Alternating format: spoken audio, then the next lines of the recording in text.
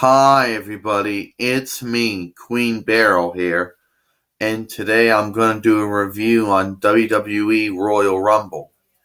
Now, WWE Royal Rumble started out with the WWE Royal Rumble kickoff show, and this consisted of I'm going to say, maybe a it started off a women's tag team match, consisting of Naomi Uso, Nikki Bella, and Becky Lynch versus Alexa Bliss, Mickie James, and Natalya Neidhart. It was a really good women's match. I felt they all did a very good job in this match. Now, some people are going to have different opinions, but in my opinion, I felt this match was a really good match, you know. And at the end, the team of Naomi Uso and Nikki Bella and Becky Lynch defeated a team of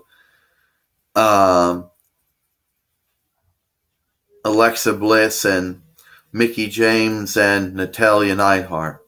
Then the next match was Antonio Cesaro and Sheamus Osiris versus Luke Gallo and Cal Anderson for the WWE Raw Tag Team Championships with two referees. The reason was because in their matches there'd always be some type of controversy over the victory. And this was a really good tag team match. Now, we all know that Luke Gallows and Cal Anderson worked together for a long time during their Ring of Honor and their New Japan Pro Wrestling days. And we all know that Antonio Cesaro and Sheamus Osiris are just gelling right now as a tag team. And it was a really good tag team. There were a lot of times where you felt one team hadn't won, the other team hadn't won. And then at the end, Luke Gallo and Cal Anderson defeated Antonio Cesaro and Sheamus Osiris to become the new WWE Raw Tag Team Champions. Then it was Sasha Banks versus Nia Jax. Really good match. I enjoyed it. I felt that this was a good one. Now, other people are going to complain and say, what they're going to say. But I felt this was a really good match, and Nia Jax defeats Sasha Banks.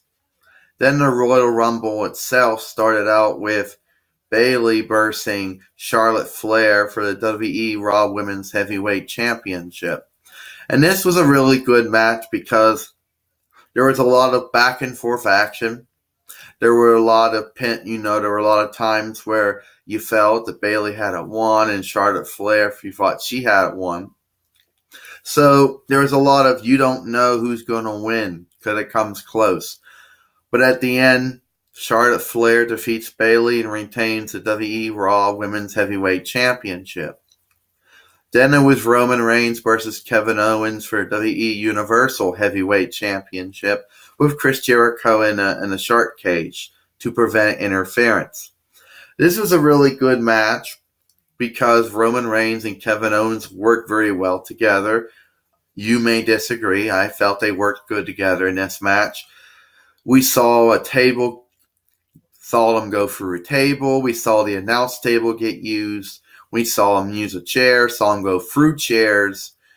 Now, some people are going to complain and say, this isn't like other, disqualification matches in the past, because that was the other stipulation put on the match as well. But I felt it was good. And I was surprised when Braun Strowman interfered. At the end, Kevin Owens defeats Roman Reigns and retains the WWE Universal Heavyweight Championship. Then it was Rich Swann versus Adrian Neville for the WWE Cruiserweight Championship.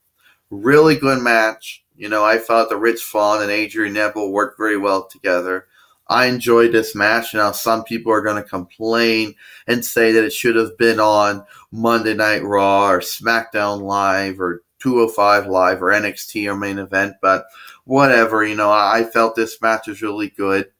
And I was surprised Adrian Neville defeats Rich Swann and becomes the new WWE Cruiserweight Champion.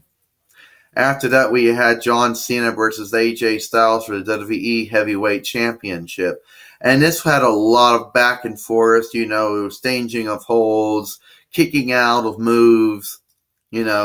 Every time John Cena thought he had it, had a counter. AJ Styles had a counter. It was like all their other all their other matches have had. All their other single matches, my mistake. And this was really good. And there were times where you thought John Cena had it won, times you thought AJ Styles had it won. Both men were evenly matched. But at the end, John Cena defeats AJ Styles and becomes the WWE Heavyweight Champion for the 14th time. Then it was the Royal Rumble match itself. And what I thought about it, there were a lot of good moments. Like when Jack Derringer came in and he started attacking everybody with his umbrella. Or when Braun Strowman started an elimination streak. When I was surprised when Baron Corbin eliminated him. Then I was also thought it was funny when Dean Ambrose faked it out James Ellsworth to get him to go into the ring so he'd get eliminated. I was very surprised that when Brock Lesnar came in, he started eliminating people, but I was surprised that Bill Goldberg eliminated Brock Lesnar. I was, surprised when The Undertaker started doing his elimination, including eliminating Bill Goldberg. And what surprised me was when Roman Reigns and The Undertaker went at it, and Roman Reigns eliminated The Undertaker. But here's the real kicker that I was surprised.